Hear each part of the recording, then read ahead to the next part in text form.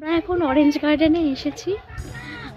তো এখানে ঢুকতে গেলে টিকিট কেটে ঢুকতে হয়। তো কিছুক্ষণ পর ঢুকবো, বিকজ একজন ঢুকেছে ওখানে অলরেডি। তো ওরা বেরোলে আমরা ঢুকবো। এখানে প্রচুর অরেঞ্জ গাছ। এটা একজনের প্রাইভেট গার্ডেন ছিল, তাই সবাইকে একসাথে ঢুকতে দিচ্ছিল না, কিছু কিছু লোককে ঢুকতে দিচ্ছিল সেখানে।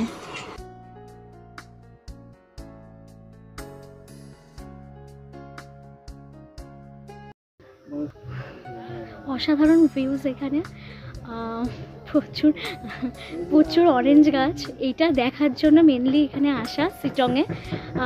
মেন ভিউ পয়েন্ট, অলদারা view point, first and orange garden. November মাসে অরেঞ্জটা খুব ভালো দেখা যায়, নভেম্বর ডিসেম্বরে। এখনো লেবু পুরোপুরি পাকেনি।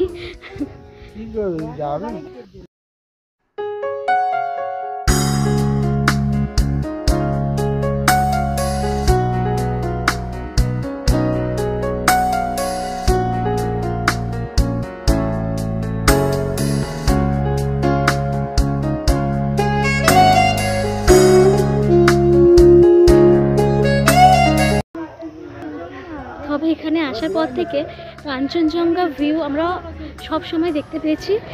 খুব সুন্দর ওয়েদারটা ভালো আছে বলে আমরা কাঞ্চনজঙ্ঘা ভিউটা খুব সুন্দর দেখতে পেরেছি। দারুণ ভিউ।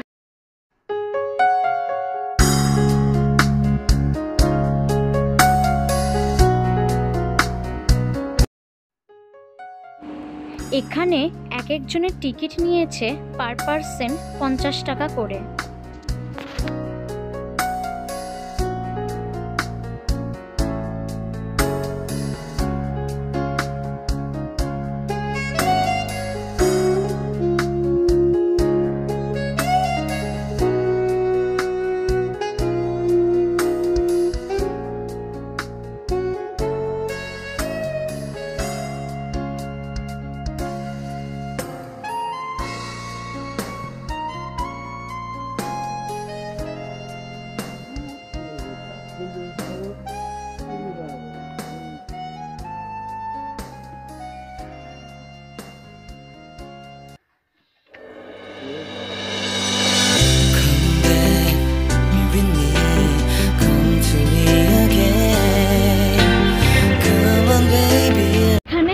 একজনের টিকিট 50 টাকা করে।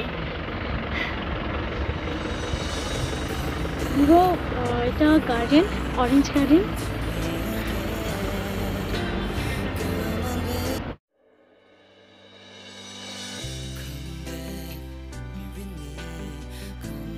কাঞ্চনজঙ্ঘা আর কমলালেবু বাগানের টানে হাজার হাজার পর্যটকরা ছুটে আসে শিলংয়ে। শিলং দুভাগে বিভক্ত, শিলং 1 এবং শিলং 2।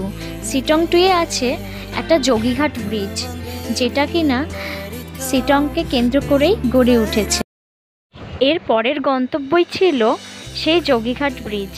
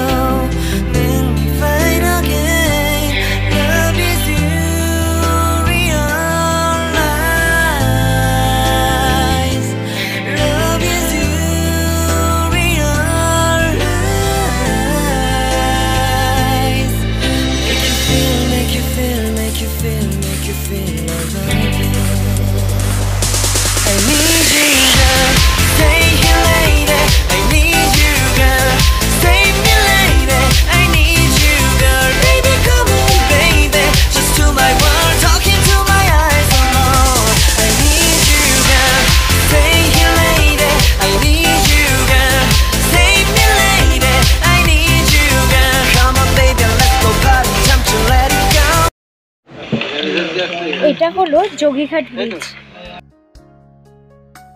যোগীঘাট ব্রিজ প্রায় 3500 ফুট উচ্চতায় অবস্থিত।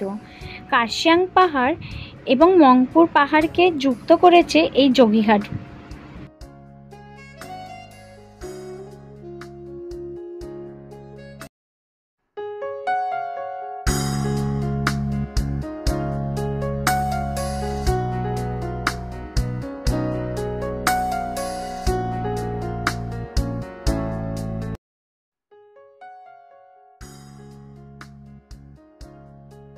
গ্রামের পাশ দিয়ে বয়ে চলেছে রিয়াং নদী। রিয়াং নদী নাকি এখানকার গর্ব।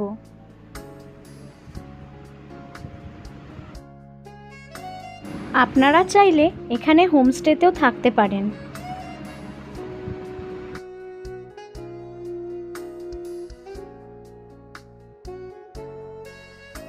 কার্শিয়াং থেকে মাত্র 30 কিলোমিটার পথ এই যোগীঘাট। শীত, গ্রীষ্ম, বর্ষা যে কোনো সময় আপনি এখানে আসতে পারেন। এরপর আমাদের গন্তব্য ছিল মুংপু, যেখানে রবীন্দ্রনাথ ঠাকুরের একটা বাংলো রয়েছে। এখন সেটা মিউজিয়াম হয়ে গেছে। রবীন্দ্রনাথ ভবনের পাশেই রয়েছে একটি সুন্দর ট্রি হাউস। 1864 সালে মুংপুতে সরকারি কুইনাইন কারখানা স্থাপিত হয়েছিল, তাই মুংপু এত জনপ্রিয়। এখন যাচ্ছি রবীন্দ্র ভবনের সামনে গিয়ে ভিডিও করে দেখাচ্ছি।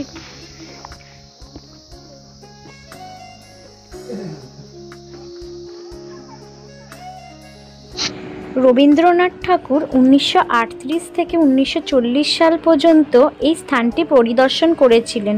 তখন থেকে এটির জনপ্রিয়তা বৃদ্ধি পেয়েছিল। ঠাকুর তার বংশধর মৈত্রেয়ী দেবীর বাসভবনে থাকতেন, যিনি নিজে একজন প্রখ্যাত কবি ও ঔপন্যাসিক। পূর্বে বাংলোটি তার গিন্টোলজিস্ট স্বামী মনমোহন সেনের একটি সরকারি বাংলো ছিল, যিনি তখন সরকারি চাকুরি করতেন। পরে বাংলোটিকে রবীন্দ্র ভবনে রূপান্তরিত করা হয়। এটি একটি জাদুঘর, যেখানে ঠাকুরের ছবি, চিত্রকর্ম, লেখা এবং তার অন্যান্য স্মৃতিকথা রয়েছে। স্থানটি পরিদর্শন করলে যে কেউ খুঁজে পেতে পারেন ঠাকুরের জিনিসপত্র, যেখানে তিনি রেখেছিলেন তার সরঞ্জামগুলি।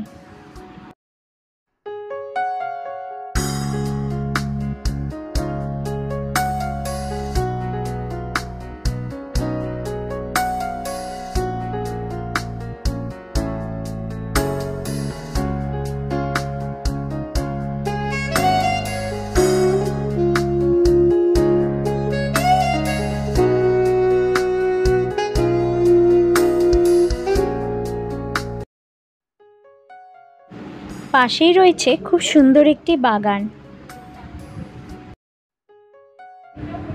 রবীন্দ্র ভবন ঘুরেই আমরা চলে গেছিলাম কালিম্পংয়ে। কালিম্পংই ছিল আমাদের শেষ গন্তব্যস্থল। আজকের পর্ব এই পর্যন্তই। পরের পর্ব খুব শীঘ্রই নিয়ে আসব। ভিডিওটি ভালো লেগে থাকলে লাইক, শেয়ার অ্যান্ড সাবস্ক্রাইব করে দেবেন।